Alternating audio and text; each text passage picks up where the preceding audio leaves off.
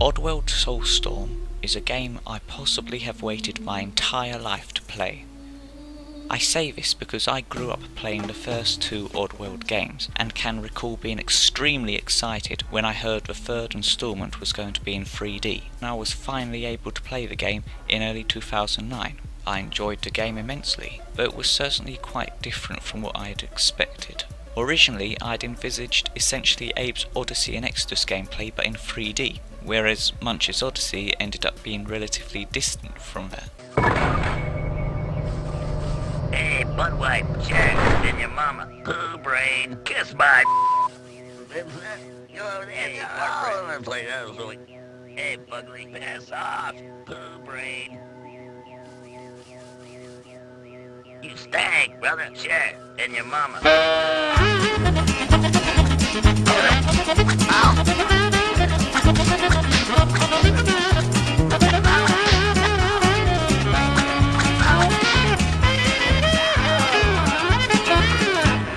A good game, just not what I'd waited over half a decade to play.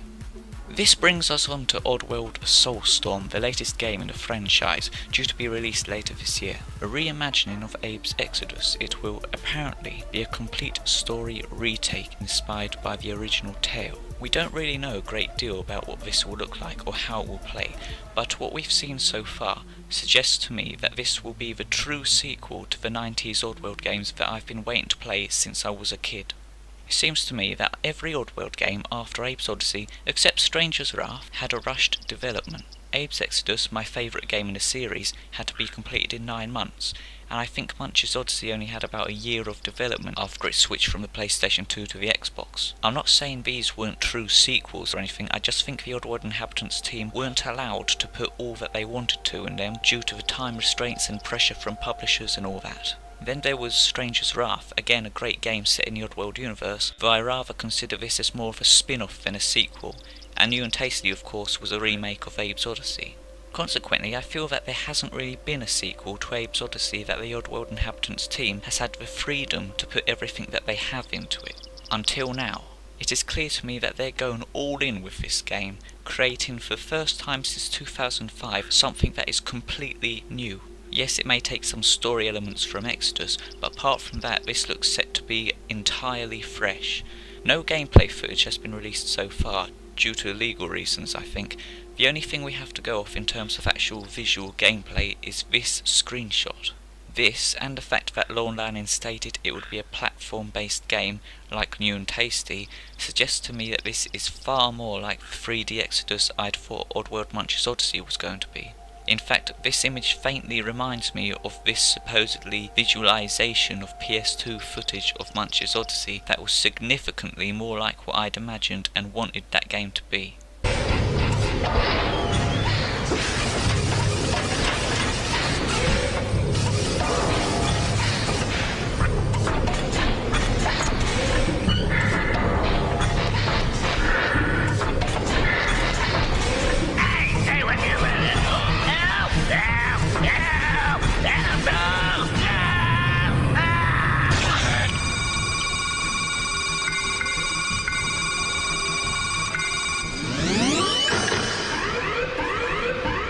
I don't think Soulstorm will simply be Exoddus in 3D, in fact we're not entirely sure it will be a 3D game. I reckon it will at least be significantly more 3D than New and Tasty, but that's besides the point. This one image here looks spectacular.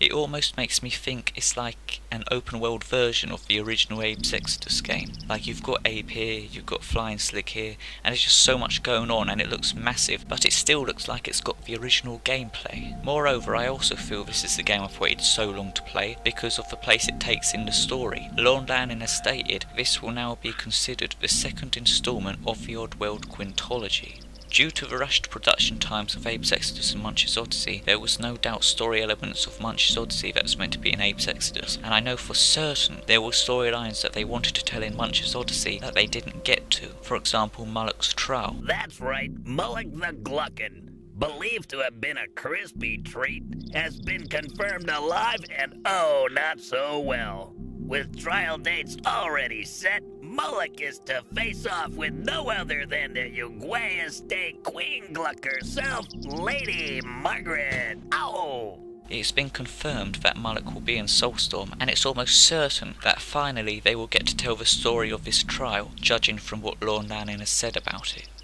It's been said that this is the game Exoddus should have been. I therefore reckon Soulstorm, in terms of story, will be a combination of Exoddus, Munch's Oddysee, and what Exoddus and Munch's Oddysee should have been. And it'd be nice if they finally got to add Soulstorm into it, perhaps as some downloadable content. There's not really any indication of that happening, it'd just be really great if they managed to work it in. We also don't know exactly when it's going to be released, but I think it'd be quite nice if Soulstorm was released on the 17th of November this year. It would be exactly 20 years after Exoddus was released. The important thing though is that they take all the time they need to make this game and get it right, which it seems that they are doing, having delayed it from a previous release date of 2017, which is a great sign. In terms of gameplay, Lorne Lanning has showcased the new crafting and managing followers system. We don't know a lot about how this will work, and I've seen a couple of people that are skeptical about this. I must admit, I'm not the biggest fan of crafting in games, but I think Lanning knows what he's doing, and he's really pushing this game to its limits to make it something new and different, not just a remake of Exoddus. I've seen people ask why he's messing about with the original gameplay, a formula that works. To these people, I'd like to point out this quote from Lorne Lanning. Talking about Oddworld defining creativity, he said, "The day that it's not defining that for the public, I think we've got major issues. We have to see that we're getting stale before our audience does." I don't know how the new gameplay will work, I don't know if it will be good, but I think this will be an example of Oddworld pushing further forward as it did in the 90s and defining creativity as it used to at its prime. However, the screenshot I pointed out earlier suggests to me that it will still significantly contain a great deal of the original classic gameplay formula. Perhaps the most significant details of Soulstorm that have been revealed so far are the designs of the characters. Every character has been given quite a redesign. I understand why they've done this, to make all the characters different instead of simply clones of each other, though I personally would have preferred that they hadn't changed Abe's appearance as much as they seem to have, and instead made the other characters more different instead of simply being clones of Abe. Abe's new appearance with those massive eyes, to me seems kind of cartoonish, and a lot less realistic than how he's always looked, which I think is the opposite of what they were going for. The Gluckons seem to have been given an arguably more realistic appearance, now having realistic, unglowing eyes. It's rather amusing that Moloch's eyes, now red instead of orange, kind of resembles General Drippick, what with his left eye blinded.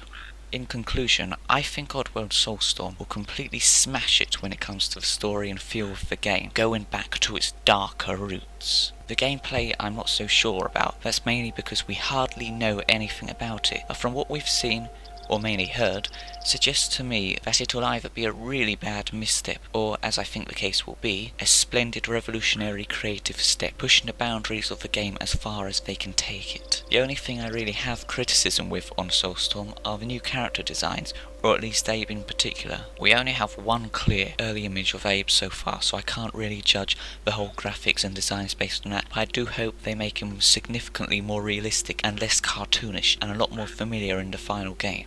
I hope Oddworld Soulstorm is a massive success, and I think it will be. Ever since Oddworld started production again, it's been slowly building up its brand recognition, step by step, starting with the HD remasters and then the remake, slowly gearing up to getting back to creating great original content again. This is what any good business does. They rarely throw in a load of money on something randomly. They spend a small amount on one thing, see what the reaction to that is. If the public liked it, then they spend a bit more money on something else, and continue going on like that until they start receiving negative reactions.